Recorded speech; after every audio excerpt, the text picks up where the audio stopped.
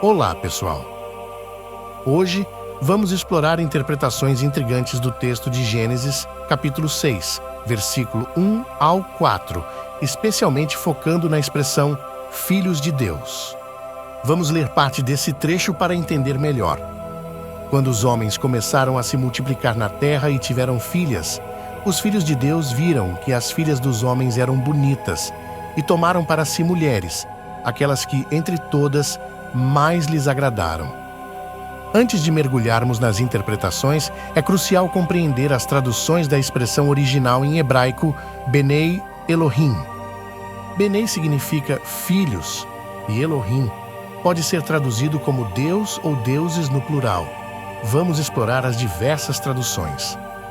A tradução mais comum interpreta Benei Elohim como filhos de Deus.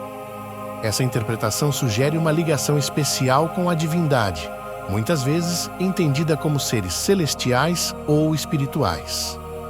Embora a interpretação mais comum associe essa expressão a seres celestiais ou espirituais, algumas teorias menos convencionais sugerem que filhos de Deus pode ser uma referência a figuras humanas com autoridade ou poder.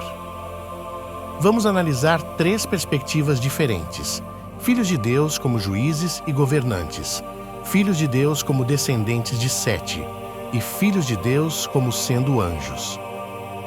Uma interpretação menos convencional sugere que os filhos de Deus eram, na verdade, juízes e governantes da época. Isso se baseia na tradição cultural da antiguidade, onde líderes eram considerados representantes divinos. Essa perspectiva sugere que esses líderes, em vez de anjos, podem ter contribuído para a corrupção moral mencionada em Gênesis 6. Portanto, ao explorar essa perspectiva, os filhos de Deus podem ser interpretados como líderes humanos, juízes ou governantes que, de alguma forma, abusaram de seu poder, contribuindo para a corrupção moral mencionada nos versículos. Outra interpretação fascinante é que os filhos de Deus seriam descendentes justos de Sete, enquanto as filhas dos homens seriam descendentes de Caim. Para entender isso, é crucial observar a genealogia apresentada no capítulo anterior, Gênesis 5. Adão e Eva tiveram 3 filhos mencionados na Bíblia: Caim, Abel e Sete. Caim e Abel são conhecidos por sua história trágica, com Caim se tornando o primeiro assassino ao matar Abel. Após Caim matar Abel, Deus confronta Caim, que é marcado. A marca de Caim pode simbolizar sua separação espiritual de Deus e também servir como um sinal para que outros evitem causar-lhe mal. Essa punição e marcação podem sugerir uma linha espiritual e moral comprometida. Caim, depois de ser marcado por Deus e deixar a presença divina, construiu uma cidade e teve descendentes. A Bíblia menciona alguns de seus descendentes, como Enoque, Irade, Meujael e Metusael, indicando a origem de linhagens humanas e culturais.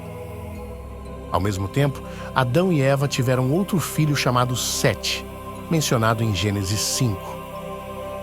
A narrativa destaca que Sete teve um filho chamado Enos, e a genealogia continua, incluindo nomes como Cainã, Maalaleel, Jarede, Enoque, Matusalém, Lameque e, finalmente, Noé. Sete e seus descendentes são frequentemente associados à justiça e obediência a Deus, em contraste com a linhagem de Caim, que é vista como mais propensa ao pecado. Essa divisão pode explicar por que os descendentes de Sete seriam considerados filhos de Deus e os de Caim, filhas dos homens. A interpretação onde identifica os filhos de Deus como anjos caídos. Esta visão se baseia em passagens como Jó capítulo 1, versículo 6 e Jó capítulo 2, versículo 1, onde os filhos de Deus se apresentam perante o Senhor. A ideia é que esses anjos teriam desobedecido a Deus, copulando com seres humanos, resultando em uma descendência híbrida chamada Nefilins. Ao considerarmos a narrativa do dilúvio em Gênesis, notamos que a catástrofe global foi enviada por Deus para destruir a humanidade, mas não menciona diretamente que os anjos foram alvo dessa destruição. Essa interpretação sugere que, enquanto os filhos de Deus, anjos, podem ter interagido de alguma forma com os humanos, a punição divina por meio do dilúvio foi direcionada principalmente à humanidade física, não diretamente aos seres espirituais. Teologicamente, essa interpretação destaca uma separação entre o plano espiritual e o físico. Os anjos, sendo seres espirituais, não foram submetidos à mesma forma de julgamento que a humanidade, sugerindo uma distinção nas ações e nos propósitos de Deus. Em conclusão, Gênesis capítulo 6, versículo 1 ao 4, é um trecho bíblico fascinante que tem sido alvo de diversas interpretações ao longo dos séculos. Cada perspectiva oferece uma maneira única de compreender essa passagem, e a diversidade de interpretações enriquece nossa compreensão da complexidade da Bíblia. Obrigado por nos acompanhar nesta exploração. Se gostou, não se esqueça de se inscrever no canal, curtir e compartilhar o vídeo. Indicamos assistir ao vídeo de como o mal entrou no mundo e também de por que Satanás lutou pelo corpo de Moisés. Que Deus o abençoe. Fique com Deus.